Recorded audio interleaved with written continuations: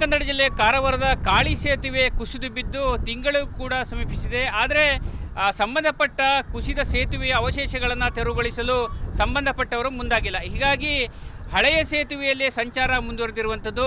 ನಾನೀಗ ಅದೇ ಪ್ರದೇಶದಲ್ಲಿದ್ದೇನೆ, ನೋಡ್ತಾ ಇರ್ಬೋದು ಯಾವ ರೀತಿಯಾಗಿ ಕಾಳಿ ನದಿಗೆ ಅಡ್ಡಲಾಗಿರುವಂಥ ಈ ಸೇತುವೆ ಕಳೆದ ತಿಂಗಳು ಆಗಸ್ಟ್ 7ರಂದು ಕುಸಿದು ಬಿದ್ದಿತ್ತು. ಅದೃಷ್ಟವಶಾತ್ ಕುಸಿದು ಬಿದ್ದ ಸಂದರ್ಭದಲ್ಲಿ ವಾಹನವೊಂದು ಬಿದ್ದರೂ ಕೂಡ ಅದರ ಒಂದು ಚಾಲಕ ಪ್ರಾಣಾಪಾಯದಿಂದ ಪಾರಾಗಿದ್ದ. ಆದರೆ ಸಂಬಂಧಪಟ್ಟ ರಾಷ್ಟ್ರೀಯ ಹೆದ್ದಾರಿ ಇಲಾಖೆಯವರು ಕೂಡ ಈ ಒಂದು ಸೇತುವೆಯನ್ನು ತೆರವುಗೊಳಿಸಲು ವಿಳಂಬ ಮಾಡ್ತಾ ಇದ್ದಾರೆ. ಯಾಕಂತ ಹೇಳಿದ್ರೆ ಈಗಾಗಲೇ ಸುಮಾರು 41 ವರ್ಷಗಳ ಹಳೆಯ ಈ ಸೇತುವೆ ಕುಸಿದು ಬಿದ್ದಿರುವುದರಿಂದ ಸಂಚಾರಕ್ಕೂ ಕೂಡ ತುಂಬ ಅಡಚಣೆಯಾಗಿದೆ.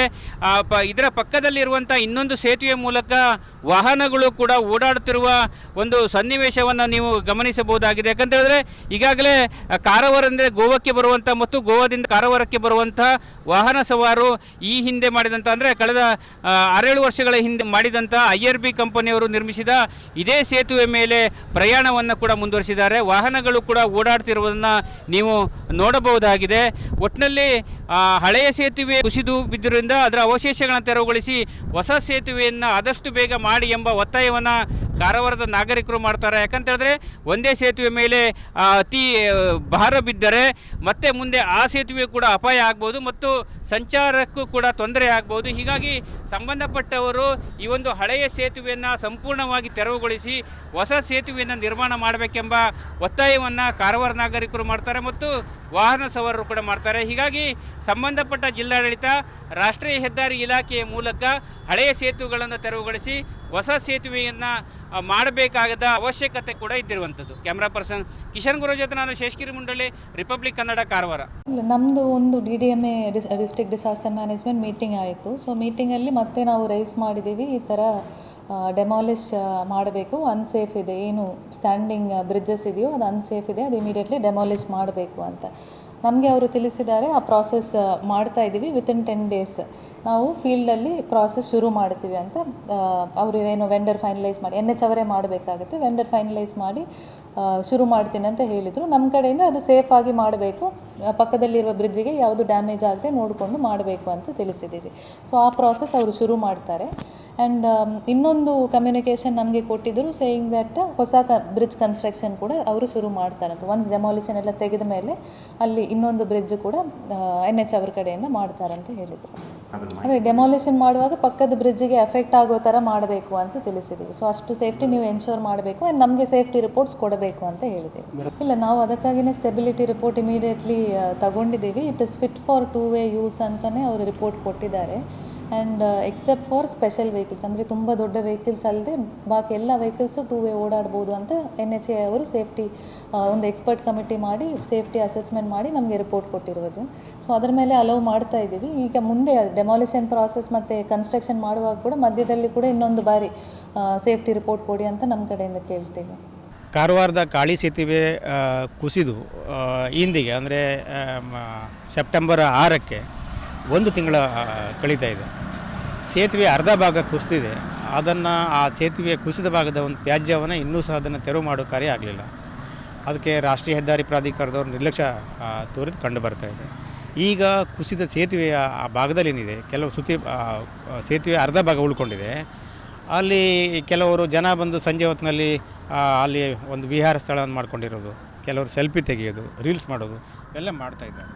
ಮತ್ತೊಂದು ಕಡೆ ಹೊಸ ಸೇತುವೆ ಮೇಲೆ 2 ಕಡೆ ವಾಹನಗಳು ಓಡಾಟ ಇದೆ. ರಾಷ್ಟ್ರೀಯ ಹೆದ್ದಾರಿ ಪ್ರಾಧಿಕಾರದವರು ಅದು ಆ ಸೇತುವೆ ವಾಹನ ಸಂಚಾರಕ್ಕೆ ಫಿಟ್ ಇದೆ ಅಂತ ಸರ್ಟಿಫಿಕೇಟ್ ಕೊಡ್ತಾರೆ. ಆದರೆ ಅವರು ಈ ಹಿಂದೆ ರಾಷ್ಟ್ರೀಯ ಹೆದ್ದಾರಿ 68ರಲ್ಲಿ ಕೆಲವು ಕಡೆ ಇದೇ ರೀತಿ ಪ್ರಮಾಣ ಪತ್ರವನ್ನು ಕೊಟ್ಕೊಂಡು ಸಂಚಾರಕ್ಕೆ ಮುಕ್ತ ಮಾಡಿದರು. ಈಗ ನಮ್ಮ ಕಾರವಾರ ಟನಲಲ್ಲಿ ಯೋಗ್ಯ ಇದೆ ಅಂತ ಹೇಳಿದ್ರು. ಆಮೇಲೆ ಟನಲ್ ಸೋರ್ತಾಯಿತ್ತು. ಆಮೇಲೆ ಸಿರೂರು ಗುಡ್ಡ ಕುಸಿದು ಹೋಯಿತು. ಹೀಗಾಗಿ ಅವರ ಪ್ರಮಾಣ ಪತ್ರವು ನಂಬಿಕೆಗೆ ಅರ್ಹರಲ್ಲ. ಹೀಗಾಗಿ ಈಗ ಕಾರವಾರದಲ್ಲಿ ಏನು ಹಳೆ ಸೇತುವೆ ಕುಸಿದಿದೆ, ಅದರ ಉಳಿದ ಭಾಗ ಮತ್ತು ಹಳೆಯ ಸೇತುವೆ ಎಲ್ಲ ನದಿಗೆ ಬಿದ್ದ ಎಲ್ಲ ಆ ತ್ಯಾಜ್ಯವನ್ನು ತೆರವು ಮಾಡಬೇಕು. ಸೊ ಹೊಸ ಸೇತುವೆಯನ್ನು ತಕ್ಷಣಕ್ಕೆ ನಿರ್ಮಾಣಕ್ಕೆ ಮುಂದಾಗಬೇಕು.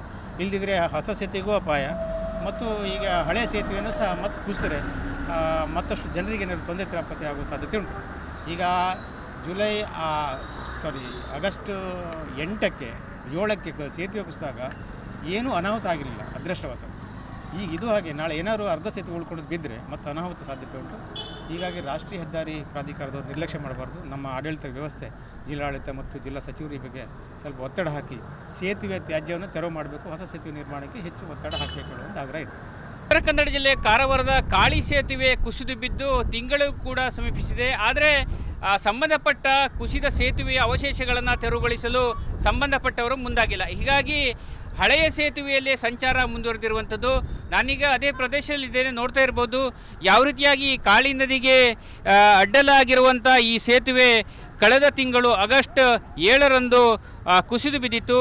ಅದೃಷ್ಟವಶಾತ್ ಕುಸಿದು ಬಿದ್ದ ಸಂದರ್ಭದಲ್ಲಿ ವಾಹನವೊಂದು ಬಿದ್ದರೂ ಕೂಡ ಅದರ ಒಂದು ಚಾಲಕ ಪ್ರಾಣಾಪಾಯದಿಂದ ಪಾರಾಗಿದ್ದ. ಆದರೆ ಸಂಬಂಧಪಟ್ಟ ರಾಷ್ಟ್ರೀಯ ಹೆದ್ದಾರಿ ಇಲಾಖೆಯವರು ಕೂಡ ಈ ಒಂದು ಸೇತುವೆಯನ್ನು ತೆರವುಗೊಳಿಸಲು ವಿಳಂಬ ಮಾಡ್ತಾ ಇದ್ದಾರೆ. ಯಾಕಂತ ಹೇಳಿದ್ರೆ ಈಗಾಗಲೇ ಸುಮಾರು 41 ವರ್ಷಗಳ ಹಳೆಯ ಈ ಸೇತುವೆ ಕುಸಿದು ಬಿದ್ದಿರುವುದರಿಂದ ಸಂಚಾರಕ್ಕೂ ಕೂಡ ತುಂಬ ಅಡಚಣೆಯಾಗಿದೆ.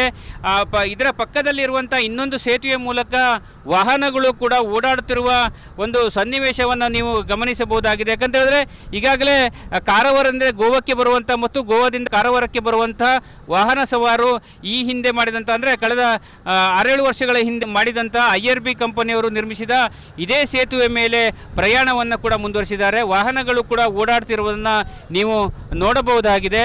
ಒಟ್ಟಿನಲ್ಲಿ ಹಳೆಯ ಸೇತುವೆ ಕುಸಿದು ಬಿದ್ದಿರುವುದರಿಂದ ಅದರ ಅವಶೇಷಗಳನ್ನು ತೆರವುಗೊಳಿಸಿ ಹೊಸ ಸೇತುವೆಯನ್ನು ಆದಷ್ಟು ಬೇಗ ಮಾಡಿ ಎಂಬ ಒತ್ತಾಯವನ್ನು ಕಾರವಾರದ ನಾಗರಿಕರು ಮಾಡ್ತಾರೆ. ಯಾಕಂತ ಹೇಳಿದ್ರೆ ಒಂದೇ ಸೇತುವೆ ಮೇಲೆ ಅತಿ ಭಾರ ಬಿದ್ದರೆ ಮತ್ತೆ ಮುಂದೆ ಆ ಸೇತುವೆ ಕೂಡ ಅಪಾಯ ಆಗ್ಬೋದು ಮತ್ತು ಸಂಚಾರಕ್ಕೂ ಕೂಡ ತೊಂದರೆ ಆಗ್ಬೋದು. ಹೀಗಾಗಿ ಸಂಬಂಧಪಟ್ಟವರು ಈ ಒಂದು ಹಳೆಯ ಸೇತುವೆಯನ್ನು ಸಂಪೂರ್ಣವಾಗಿ ತೆರವುಗೊಳಿಸಿ ಹೊಸ ಸೇತುವೆಯನ್ನು ನಿರ್ಮಾಣ ಮಾಡಬೇಕೆಂಬ ಒತ್ತಾಯವನ್ನು ಕಾರವಾರ ನಾಗರಿಕರು ಮಾಡ್ತಾರೆ ಮತ್ತು ವಾಹನ ಸವಾರರು ಕೂಡ ಮಾಡ್ತಾರೆ. ಹೀಗಾಗಿ ಸಂಬಂಧಪಟ್ಟ ಜಿಲ್ಲಾಡಳಿತ ರಾಷ್ಟ್ರೀಯ ಹೆದ್ದಾರಿ ಇಲಾಖೆಯ ಮೂಲಕ ಹಳೆಯ ಸೇತುವೆಗಳನ್ನು ತೆರವುಗೊಳಿಸಿ ಹೊಸ ಸೇತುವೆಯನ್ನು ಮಾಡಬೇಕಾದ ಅವಶ್ಯಕತೆ ಕೂಡ ಇದ್ದಿರುವಂಥದ್ದು. ಕ್ಯಾಮ್ರಾ ಪರ್ಸನ್ ಕಿಶನ್ ಗುರು ಜೊತೆ ನಾನು ಶೇಷಗಿರಿ ಮುಂಡಳ್ಳಿ, ರಿಪಬ್ಲಿಕ್ ಕನ್ನಡ, ಕಾರವಾರ.